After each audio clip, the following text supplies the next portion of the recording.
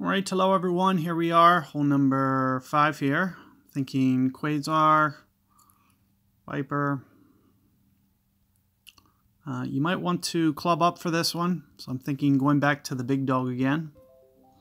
So big dog, extra mile. Should be good.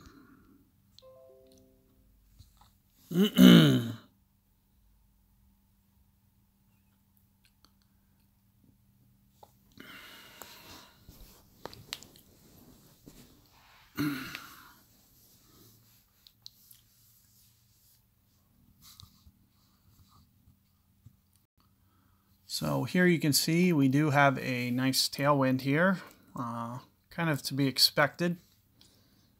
And what I'll recommend is that you just try to land it kind of somewhere into this neck. However, you can see more towards the bottom of the neck is not going to give you a lot of accuracy to play with. So you'll want to be just a little bit careful there. Also keep in mind, and wind fluctuations are going to affect you time and time from going from shot to shot on this. So you'll want to be careful, as sometimes it's going to launch farther than other times.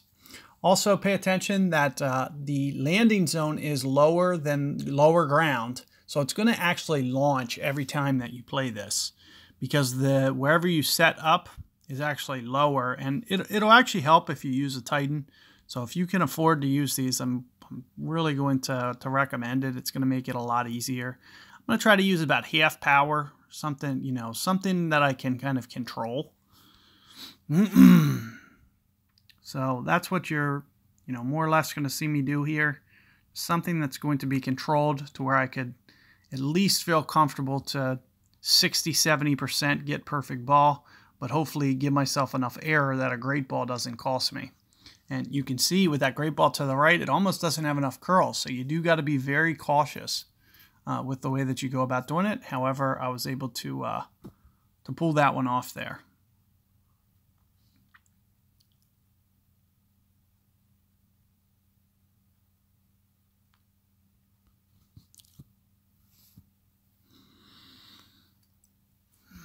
So let me set up for my second shot. Of course, this shot is going to play considerably uphill.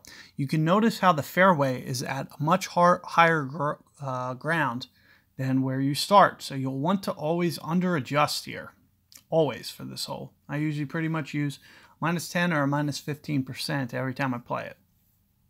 It's not the most uphill hole in the game, but it's very, very close. So here you can see we're not quite the max. That's good. And we're going to be pulling down. So let's just say, in terms of the scaling, there's, let's just say we're starting kind of up here. But since we're going to be pulling down, we're going to use very close to this mid-distance number. So 1.4. But you also see that the range here, it's only 0.2 rings, so it's very, very minimal.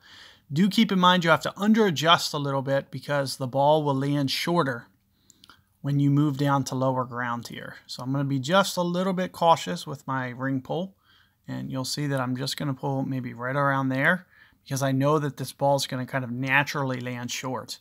Of course, I had a great ball. It's going to deflect out to the right no matter what. And it's also coming in just a little bit hot. I can't really crank up the backspin with the big dog, but I'm bringing it for safety.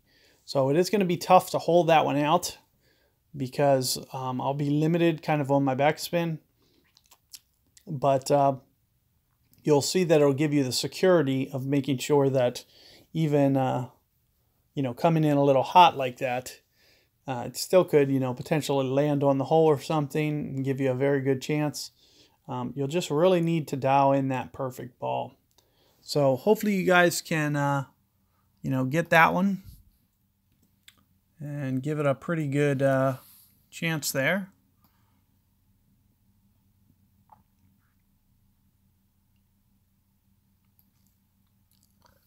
So let's see what my opponent does. I was just going to go ahead and forfeit, but if I pick up an easy chest, I'll just stick it out, I guess.